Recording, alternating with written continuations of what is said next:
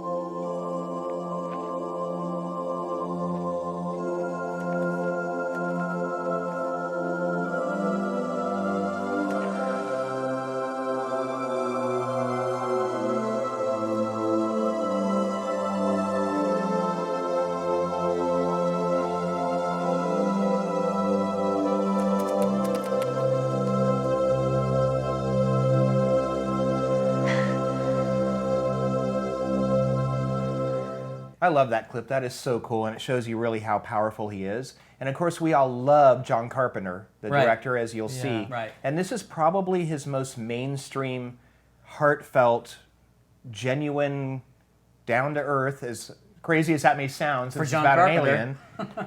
And Jeff Bridges, this really was one of his first amazing performances that show you what a gifted actor he is. And it really has so much heart and soul to it. And of course, Karen Allen, who we all love from Raiders of the Lost Ark. Right. So yeah, great choice. And there actually was a short-lived spin-off TV series based on this movie that I never saw, but I guess it was good. Well, I'm pretty sure that this is different from some of the other movies John Carpenter has done. All of the other movies John Carpenter. Yeah. Jeff Bridges' performance reminds me of the AI kid. Yeah, kind of how, you know, how Spock from Star Trek has no emotion. He kind of starts at that place. Right. Because he's not used to being in a human Kinda body. stiff. And then as it goes on, he kind of gets more and more Soft and human. more human. And soft. Yeah. What about that opening animation, stop motion kind of effect? That part actually kind of scared Max when he watched it. It's interesting. There is one odd special effect in the film very early on where he's becoming a human being, and they use a very odd combination of effects. Yeah. It's almost like he's made of clay, and he's getting molded and getting molded and getting molded. Yeah. And Max goes, ah! When he was watching it, it was like a horror movie. But then, like, go, don't worry. So that part's almost over. It's very otherworldly. Right. And then they moved into, like I said before, they move into the kind of American Werewolf in London transformation type of effect, I bet like John- stretchy stuff. Yeah, it's such a beautiful movie. Especially for Carpenter, like you said, Max, it's just so different than everything else he's done. Yeah. But I mean, at the part in the beginning, I bet he wanted to put some horror in there. So Yeah, he's got squeeze a little in there. my first film of the day is Men in Black, which was released in 1997 and stars Will Smith and Tommy Lee Jones. It's about a New York cop who joins a government agency that specializes in dealing with aliens. Tommy Lee Jones is a senior agent, and Will kind of thinks he knows everything, but not really. In this clip, Will finds that his friend sells more than Rolexes. Check it out. The way I hear it, Jeebsy, you into something a little hotter than some stolen Rolexes. Well, I'm a huge crack dealer now, but I still work here because I love the hours. I'm talking about guns, smartass. Weird ones. Come on, Edward, what you see is what I got. Why don't you show him the imports, Jeeps? Hey, Kay, how are you? Show him the imports right now. Yeah, I got out of that business a long time ago. Why do you lie to me, Jeeps? I hate it when you lie. Just hold on a second. I'm gonna count to 3. He'll do it, Jeeves. 1, I'm telling you, that man does not look stable. 2. But you know what? Talk to me. He is just crazy when he's like this. He's always crazy. Why don't you get a massage? Take a cruise. 3. Drop the weapon and put your hands on your head. I warned him. Drop the weapon! You warned him. Don't make me kill you. You insensitive prick. You have any idea how much that stings? Show us the merchandise, you're gonna lose another head, Jeeps.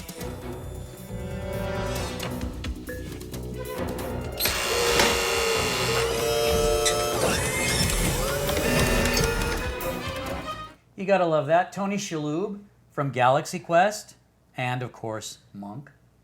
I love this film because it really has a lot of sweetness and charm to it, and the creatures are just by the dozen. Remember when you mentioned they showed that one shot of all the aliens that are on Earth, and you get to one in the corner, it's Michael Jackson. Yeah. You love that? Big screen. Good times, right?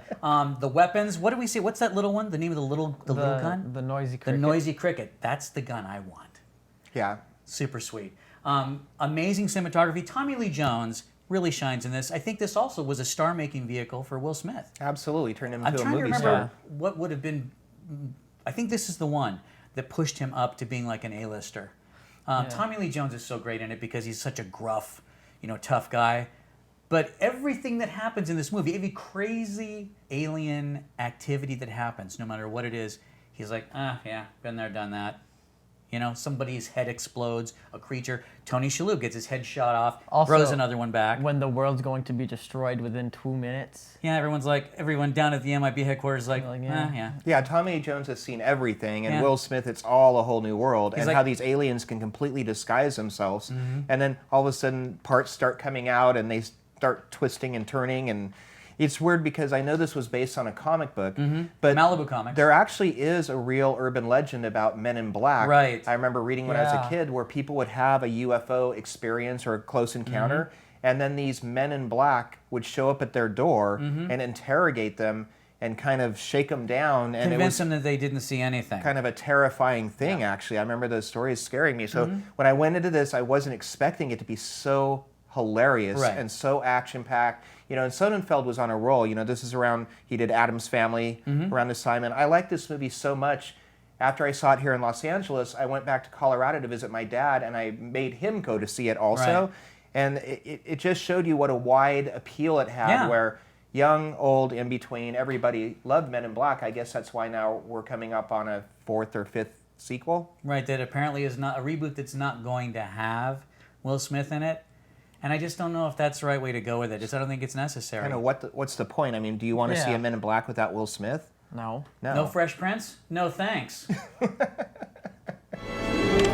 know what the difference is between you and me? I make this look good. And my first film today of our alien movies that we're talking about is the 1998 remake of the 1958 movie, The Blob. And you might think it's kind of silly, but actually they take it very seriously. It's a little bit dated with the styling, and Kevin Dillon, who went on to star in Entourage, is in this, very young and with a really big mullet wig. Oh, yeah. And then Shawnee Smith, who went on to star in the Saw series and the miniseries The Stand she was in also. That's right. We That's love Shawnee right. Smith. Chuck Russell directed this just before he went on to direct The Mask. And at the time, it was actually a very big budget. Yeah. It really flopped at the box office, but it had a big budget. And you can see the effects work. I think some of this stuff is Top groundbreaking. notch. I mean, Absolutely. Tony Gardner. and it's really horrifying and super crunchy, way crunchier than anybody thought it might be. Yeah. It's a crunchorama. And Tony Gardner was the head makeup effects guy. And there was a period in time where makeup effects artists were like rock stars. It's hard to imagine now in the age of CGI, but there were times where, you know, everybody knew all the main makeup artists. And Tony Gardner has a huge resume. Yeah. I mean, he continues to work and work and work and just does some great stuff. And, you know, it seems, again, silly, this blobby creature. It's about a meteor that crashes and this thing slimes out of it. And it eats people, it consumes them. It's kind of like acid. And the more that it absorbs and consumes, the bigger that it grows. And it starts getting, I mean, as huge as Big a as house. a house, yeah. And how do you fight this? How do you fight a booger? You know, how do you Exactly. fight jelly? Especially because it's made of acid. If you touch it, you burn. So I'm going to show you a clip now that just shows you how gnarly and blobbish and blobby and Bobby, like, because I guess he was in Monsters and Aliens, you guys Right, said, remember, right? yeah. Like a Monsters and takeoff of Aliens, that. Bob was basically patterned after the Blob. Yeah, so this clip is a little crunchy, as a lot of the death scenes Yeah. in this movie are. So let's take a look. 1988 remake, Chuck Russell directed, The Blob.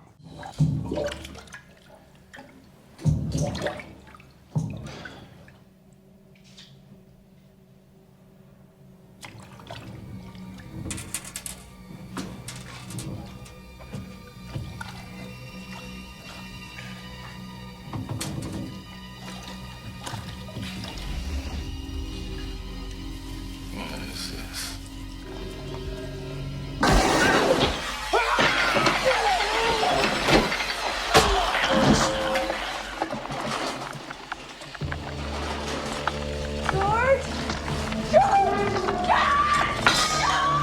Brent?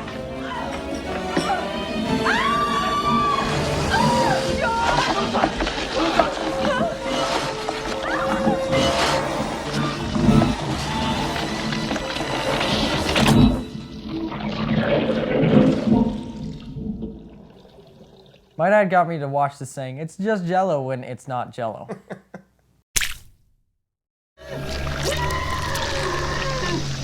Because what do you say? Jello doesn't have veins. Yeah, and or faces muscles, and muscle in it's it. not made of acid, it doesn't eat people, it didn't come Right. from space. Right. And it's not a weapon, Right. usually. You don't really weaponize Jello, do you? Well, I don't.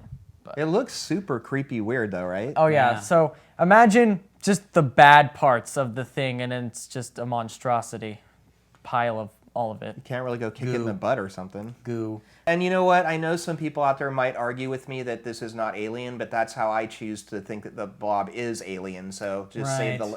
the, you know, you're going to do your comments, I'm sure, but I believe that it is alien in It nature. did arrive here from space. Let's leave it at that. Yeah. Okay, and I think this movie very vividly lays out some of the basic rules with dealing with alien contact. First rule, when you come upon aliens, don't poke it with a stick. Why do people always do that when Okay. something falls out of the sky? Secondly, don't put your face down in it.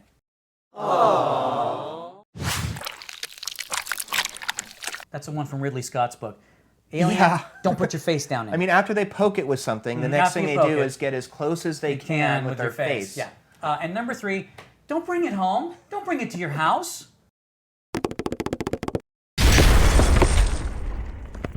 Anyway, okay. The original, back in the, was it in the 50s? Yep, the original 58. That was a very scary movie back at that time. Of course, looking back on those effects, the little miniature of the movie theater with actual Jello coming out the doors. Not so scary now. Oh, and pretty what was scary your then. reaction shot? Yeah, Max's Oh, reaction yeah. shot in those days.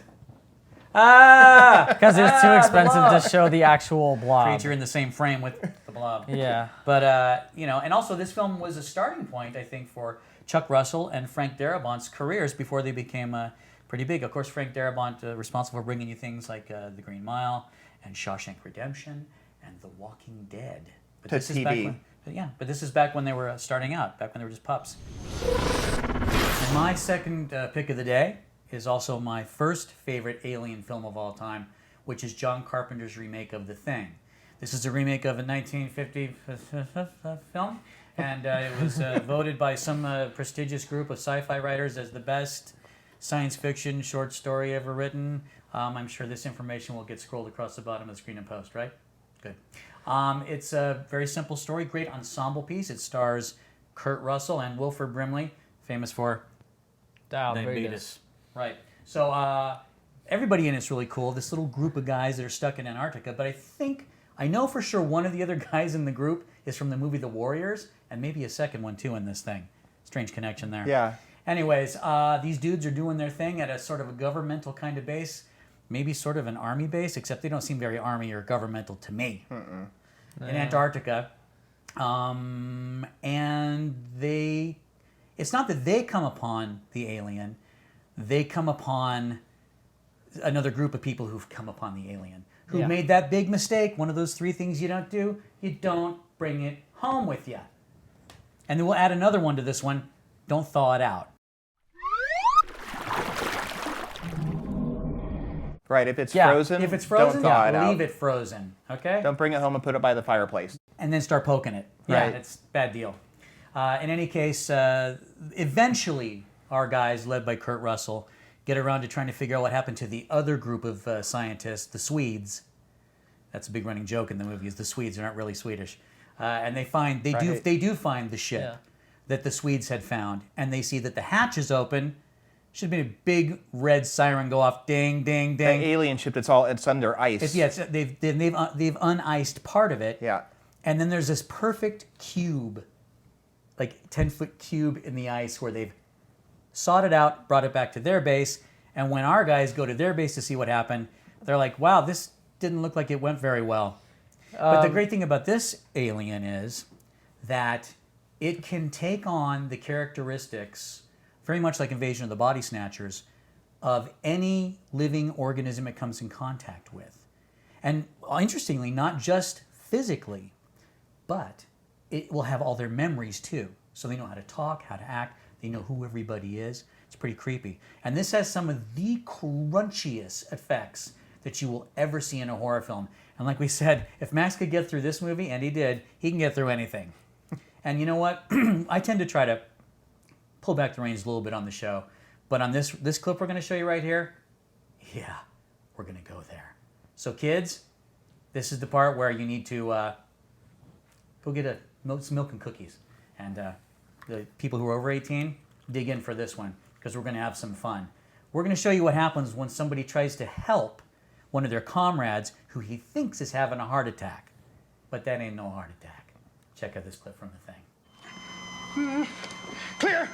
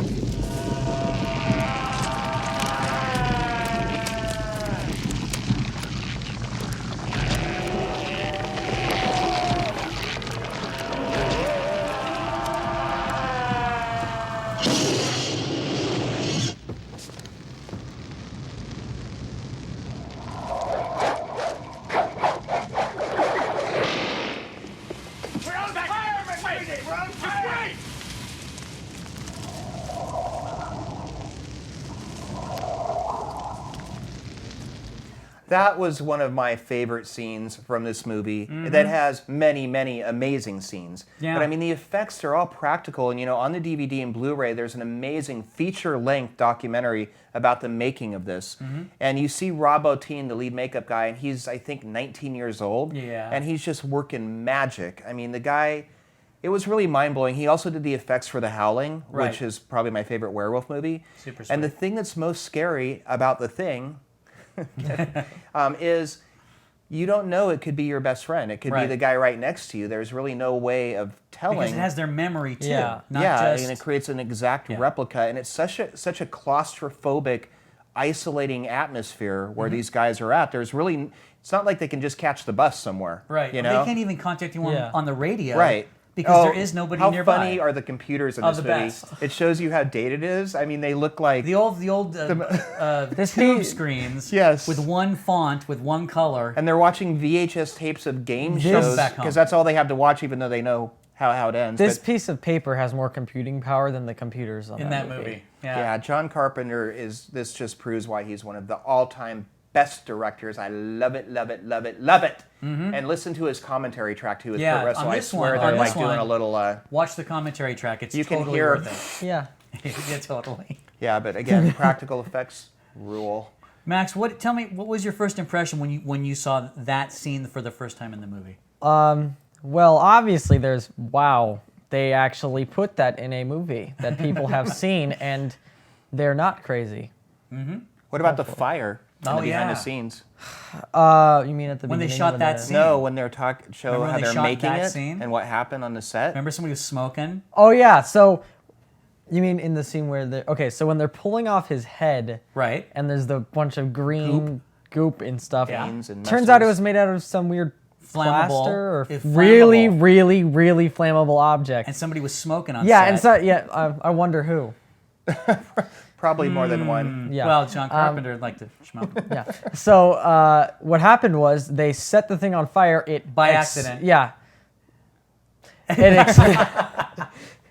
It exploded. But there were guys under the table. Yeah. So he's on the table, and under there was guys doing the Puppeteers puppets doing with it. the thing, and so they had to evacuate, and then they had to fix everything, and they spent tons and tons and tons of time on this Effect. Yeah, because they had to make the entire puppet. Reload the goop.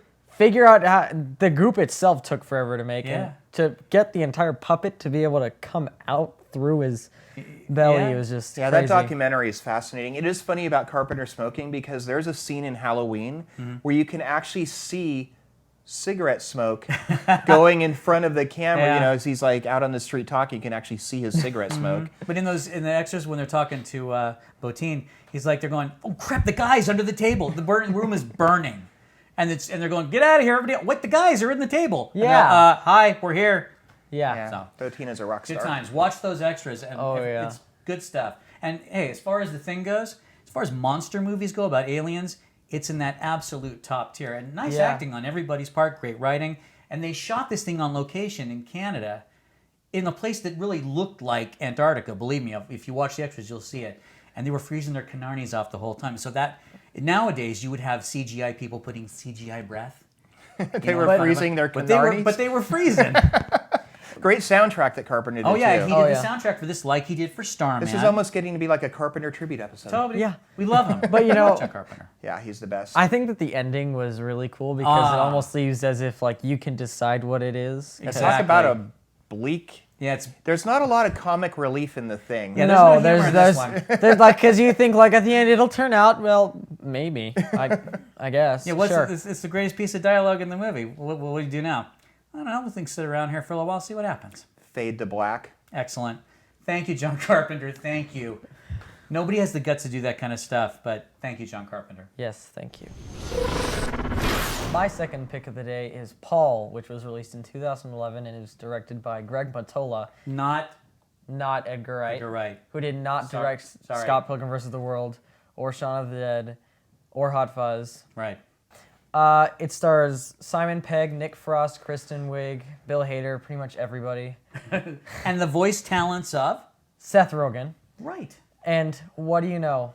The alien is a stoner. Yes. And so Paul is pretty much on the run from the government, as all aliens are. And so one of the guys that's actually chasing after him, his name is Lorenzo Zoil. That's Lorenzo Zoil. It's a running gag from the film. Jason Bateman plays him. Awesome. Yeah, really good. And two nerds, Simon Pegg and Nick Frost, just got back from Comic-Con and they're doing road trip around getting all the alien stuff, Area 51, the black mailbox, and they actually find Paul. And so they go on adventures with him, and they find Kristen Wiig, who is a religious person who's got a not so great eye. She's got a wonky eye. Yeah. And so she actually loses her religious beliefs when she meets Paul. And then she starts cursing, but she's never done it before, so it's kind of So like... her cursing is weird incorrect. and funny. So it's... I wouldn't even call it cursing. I'd call it... Speaking in tongues. Yeah. But it's funny stuff. Oh, and yeah, that's it's very probably why funny. the film got the rating, because of her cursing. Yeah.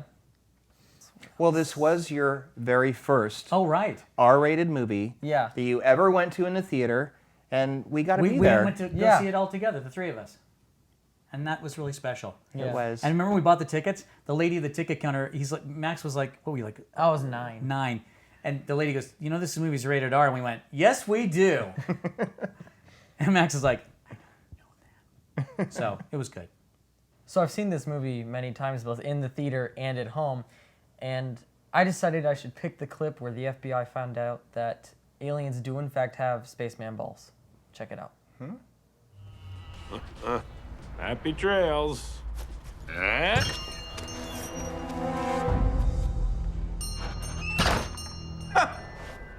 Pretty good.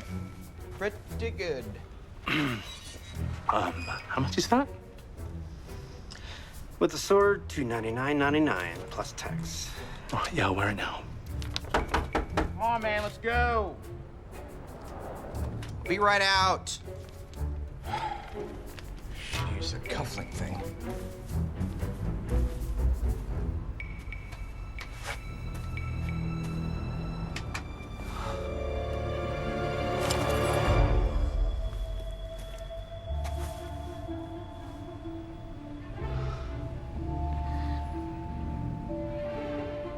Spaceman balls.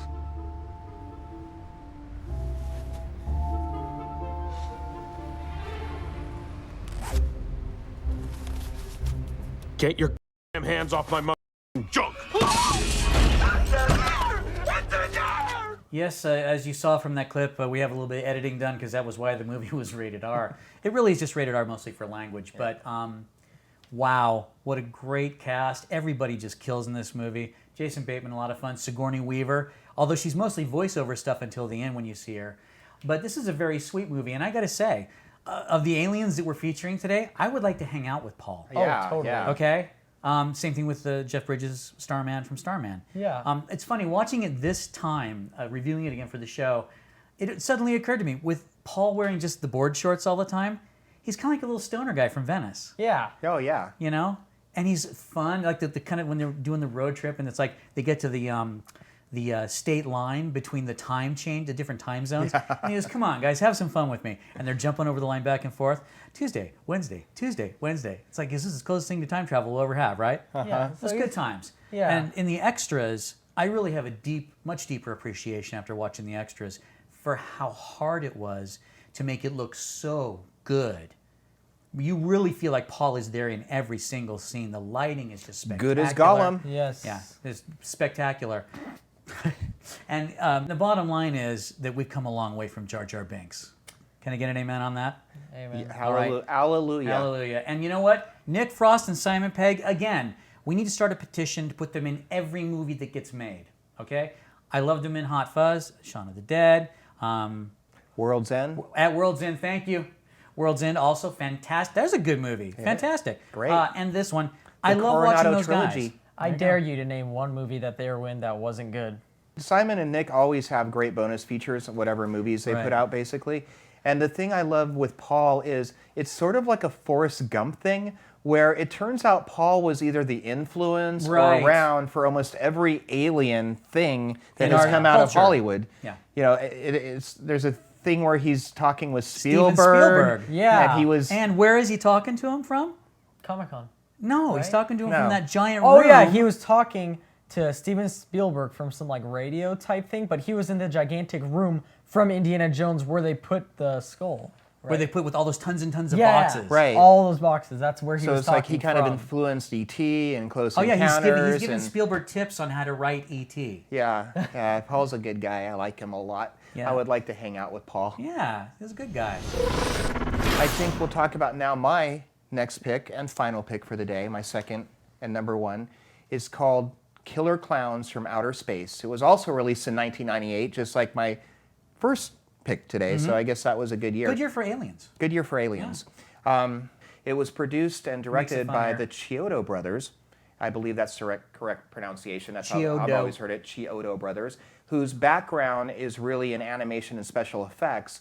And they take what could, it's kind of a ridiculous premise, Killer Clowns Somewhat from outer far-fetched. space, but they actually play it as seriously as you can with that concept. The effects are really amazing, especially for a more low-budget kind of movie. But the alien clowns, their spaceship looks like a circus big top top. tent. Oh, yeah. And they basically take everything you associate or think about with clowns. That's funny. Like balloons or balloon animals or pies. juggling or clown Pies in the cars. face, yeah. Yeah. Pies in the face, and they turn them deadly. So, for instance, their main weapon is a big space toy gun looking thing that shoots cotton candy, and it cocoons the people in cotton candy, so they're going to save them for later. They also have a gun that shoots popcorn. Yep. And it's just so visually appealing. Some people have a real fear of clowns. There is a real phobia. I can't think of the name, like, agoraphobia, Right, people stay there's one for inside. clowns, But yeah. there is one for clowns. But a lot of people are kind of sucked in because they don't realize that they're killer aliens. So in this clip we're going to see, you'll see how people are kind of drawn in to their performance, not realizing that they're getting in way over their head. So here's a clip we're going to show from Killer Clowns from Outer Space.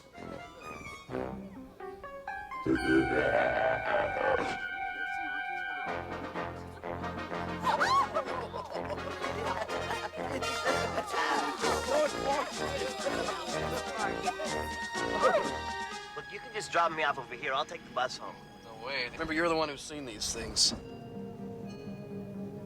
Look, a clown right there! There he is, I told you. You get out there and shoot him? Get him, Dave! Kill him! Just hang on, calm down. Let me check this out.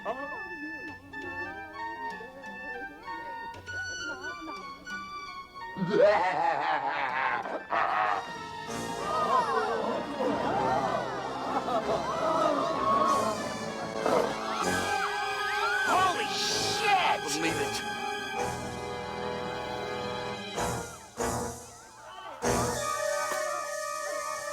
So what do you think about them clowns? Well, they're pretty eccentric, and I'm pretty surprised they put that much time and effort into those masks. But they have like animatronic things to make it move like a real face, and I think they put a lot of love into this movie.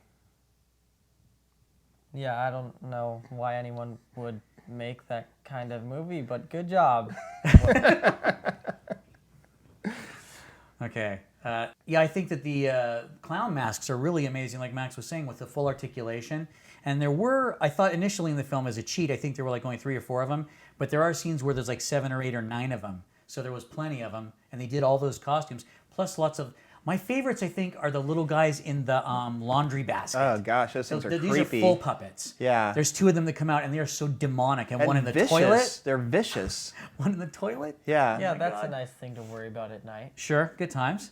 And also, the theme song to this film was done by the Dickies, who also did the theme song to another film we featured on this show called The Spirit of 76. Yeah, and the song is so catchy. I mean, It's when you hear it, it awesome. really gets stuck in your head. Totally awesome. I associate it so closely with this movie, You can't help but think of one Totally. without the other. And I think my favorite clown in the movie is the one that shows up. I don't know if it's the captain of the big top spaceship of clowns, or if he's like some monster, because they're all afraid of him. All the other creepy clowns are afraid of the big one, who's about as big as like a bus, like a school bus. Yeah. And he comes lumbering out. Maybe you can show a clip of that, a quick clip of that to show the viewers out there what he looks like.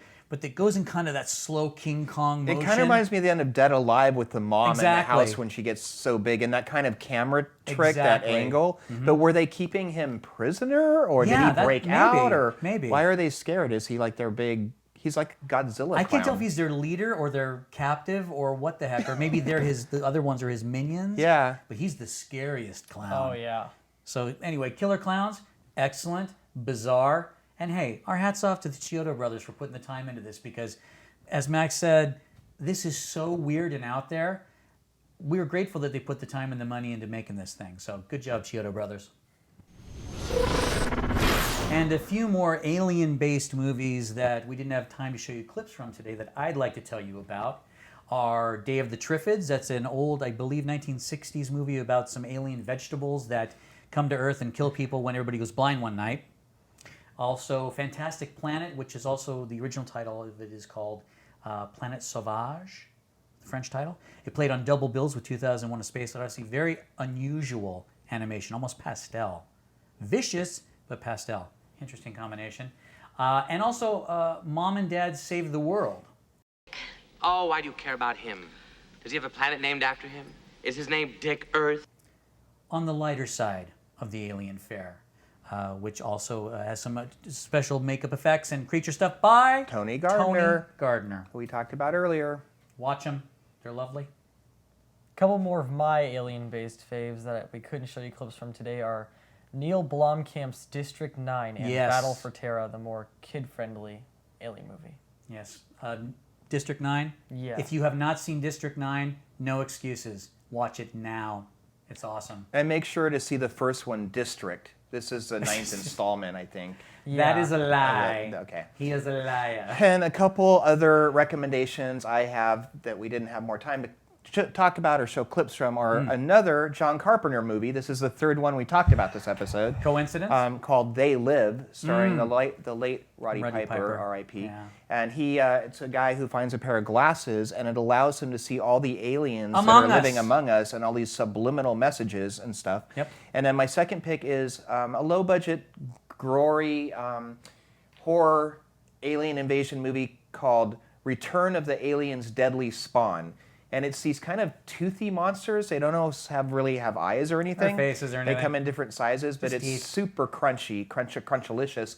And it's kind of funny, not, spoiler alert, but at the end they have a big one that shows up. It's kind of like what we were talking about with Killer Clowns and Dead Alive. Yep. So a lot of people refer to this movie as Deadly Spawn, but I'm more formal. I like to say Return of the Aliens' Deadly Spawn. Some of our viewers have sent us emails about their favorite movies and why.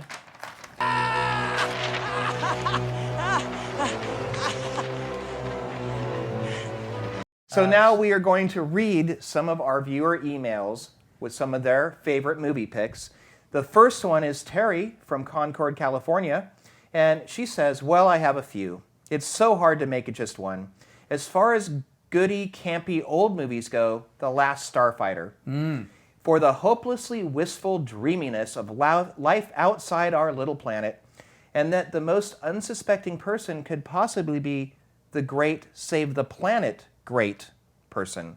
Right. Then there was Dreamscape with the Snake Man. Love it. Because we can change our dreams, Intro to Lucid Dreaming. And Wuthering Heights, because Heathcliff, it's me. You're Kathy. I'm coming home now. It's so cold outside your window. And Ink, because life is a series of interconnected rhythms of events, and you just have to keep hearing the rhythm and believing your melody is part of the harmony. And then we have from Evelyn Ah, yes, in Evelyn Toluca, in Mexico. Yes. One movie that I really love is Fear and Loathing in Las Vegas. That's because of all the creative situations where the main characters get involved with and use hallucinogenic drugs. Right. Benicio del Toro and Johnny Depp's performance are amazing. I love those guys. The special effects when they are tripping are cool. I think they are close to what a stone dude can go through. She thinks. But she just And doesn't then know. I have Allison from Portland, Oregon. Shout out to Portland. Woohoo! And she says, probably Gone with the Wind and Bram Stoker's Dracula a close second. This is for numerous reasons. Number one, costumes. Number two, epic drama spanning decades with excellent character development. Reason three, the dynamic between Scarlett and Rhett are fun to watch. Not only love their personalities, but their understanding of each other goes much deeper than a standard romance. Number four, did I mention costumes? visually stunning shots across sunsets and wounded soldiers. Reason 5, strong female lead, self-made woman, and at a time when movies were not portraying them very often. Thanks, Allison. Thank you, Allison. She loves costumes, can you tell? Okay, and a few other emails we've gotten from people I'd like to read for you here. This is from Rasheen from the Bronx in New York. And he loves the show, and he actually would like to recommend some films for us to feature on the show, including The Perils of Gwendolyn, great. Super Fuzz, super cool. Monster Man, I have not seen that, but after he mentioned this, I read about it, and now I want to see it. And of course, he mentions Equilibrium from 2002 with Christian Bale. If you have not seen Equilibrium and you're a fan of sci-fi action, you absolutely have to see this film. It was buried and totally no push from the studio when they put it out. It's wonderful. It's very derivative of other films like Fahrenheit 451 and 1984. Even V for Vendetta seems to borrow a little bit from it. Equilibrium, rent it. It's awesome. Also, Ian from London, England. He says his favorite film is Rear Window. As to why, well, it's awesome would be my short answer. But I guess it has to go down to a number of factors. Hitchcock's clinical direction, Stewart's ability to act the hell out of a guy with a busted leg, the sexy female co-star, and the asinine wit of the housekeeper, married to a glorious script that develops at an absolutely perfect pace, taking each character's faults and nuances to the extremities. It's the one movie I never leave the room for, regardless of whether I need to take a piss or have an urge for a cuppa. Whenever it's on telly, don't you love the Brits? Whenever it's on telly, I watch it, and even if it isn't, I'll dig it out and always enjoy it. The tension is palpable when the killer is finally sussed. That stare is incredulous as the camera pans over to Stewart's apartment, and all you can think is, please don't be there, please don't be there. Gives me goosebumps thinking about it now, man. He watches it on the telly while he has on a the telly cuppa. And a crumpet. And the last one I want to read here actually is from an anonymous viewer and a fan of the show. Wait, anonymous from the internet? And this one actually, I think, encapsulates the kind of reason why we do this show. I'm going to read this one to you. This is regarding The Secret of Rowan Inish, which is one of my favorite movies of all time. In and of itself, the film is a masterpiece, a painting, poetry that you cannot help but open yourself up to. This film was never on my radar, and one night I was told by a group of friends that we were going to see the new John Sayles movie. I was excited. All I knew of John Sayles was he wrote Piranha, Battle Beyond the Stars, and The Howling, and my taste in film at that time was right in line with those titles. Let's just say that my taste in film changed drastically that night, and for the better. I hadn't turned 30 yet, and still had tunnel vision, as I did with music. Rowan Inish is my turning point, or the beginning of a well-rounded love of both film and music. And it has a sea creature. It does. Sea monsters for Jason. Bonus points. That's that kind of love for film that this guy has for The Secret of Rowan Inish is why we do the show. Let's face it, to be honest with you. We have that same kind of love for it. I have the same feelings about this film that the person who wrote this has. Yeah, and that's exactly a good example of the kind of movie that maybe a lot of people Don't know see about or aren't aware of. And it's such a winner, and that was really well written. Yeah. And these are some films, Max, that we're talking about here that you haven't seen yet, but I am very excited for you to see. Yeah. So thank you for all those wonderful emails. Keep them coming. We may read them on the show. And this one comes from Matthias from Lafayette, California. He says, hands down, Jaws. Best screenplay, no cheesy Hollywood BS. The acting is top-notch. I would venture to say the Quint USS Indianapolis speech could be arguably one of the best riveting movie scenes ever. I heard it was improvised and modified by Shaw as he went. The movie keeps you drawn in the entire way with a climatic ending. What more could you ask for? I have personally watched it 1,800 plus times and crank it up after almost every gig. I know Matthias. He watches that movie on a daily basis. I don't mean like Jaws the shark, but yeah, maybe. Yeah, Shaw was probably improvising because the shark wasn't working. Yeah, He had so much problems making the shark work, so they're just like... They're doing this. Yeah. The shark's not working. Yeah. Keep going. And the next one? It's from Di. Di from Portland, Oregon. Portland? We got a huge fan base in Portland. Love it. Says, Interview with the Vampire and Bram Stoker's Dracula. Again. Again.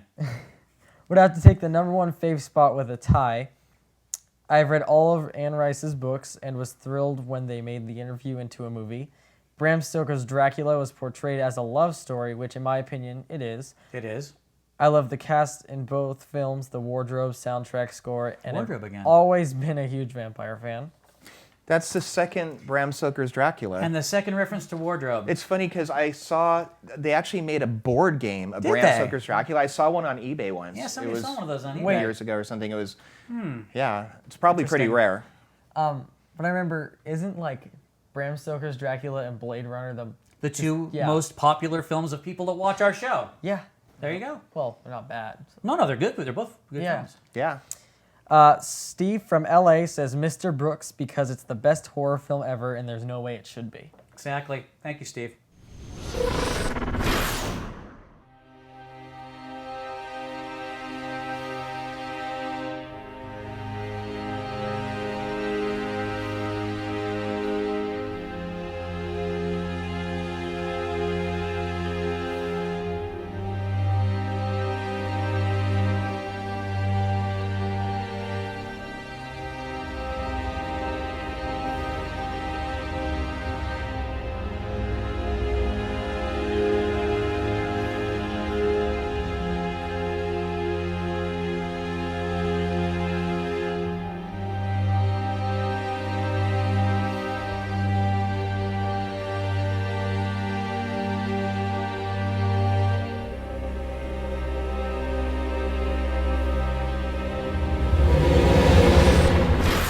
And a quick heads up about a free place where you can see all the movies that we talked about here on No Sleep TV. It's called The Library.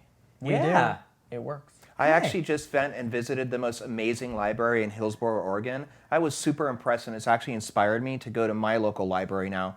You know, you always think about books, but of course they give out movies, Blu-rays, yeah, video games, everything. Totally. I'm down with the libraries. And also, as Jason also said, I also went to our local library and tried to do something there, but it was closed for remodeling. So, unfortunately. So be sure to watch the films we've talked about today often. And fondly and fundly. That's the word he just made up. That's the word I just made up right now. We'll see you next time. Bye-bye.